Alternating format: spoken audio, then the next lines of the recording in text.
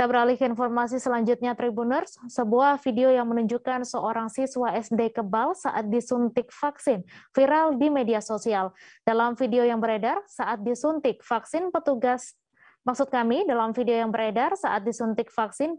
tampak kesulitan lantaran ketika jarum suntik ditusukkan ke lengan kiri bocah tersebut, jarum suntik tidak bisa menembus kulit. Untuk detail informasinya akan disampaikan langsung oleh rekan jurnalis Tribun Banten, Ahmad Tajudin, yang kini sudah terhubung bersama kami. Silahkan, Ahmad.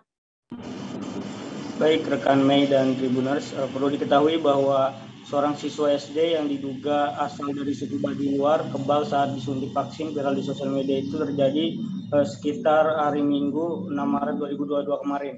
Di mana dalam video tersebut ditulis bahwa bocah SD itu berasal dari Baduy yang telah dibekali ilmu kebal dari orang tuanya, sehingga ketika dilakukan vaksinasi untuk si bocah tersebut tidak mempan.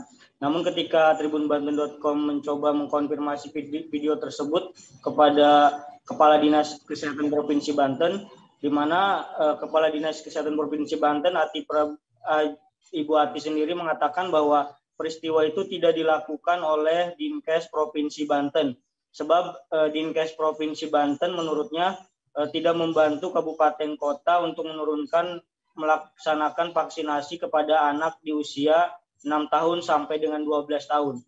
Bahkan untuk Dinas Kesehatan Kabupaten Lebak juga mengatakan bahwa tidak ada vaksinasi yang dilakukan di sekolah untuk masyarakat Baduy.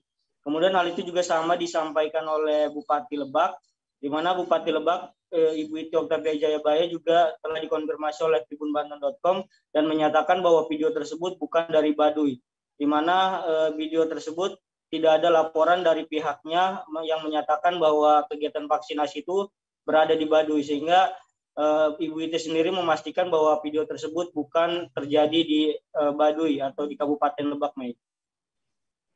Baik, terima kasih Ahmad Tajudin atas laporan Anda. Selamat bertugas kembali.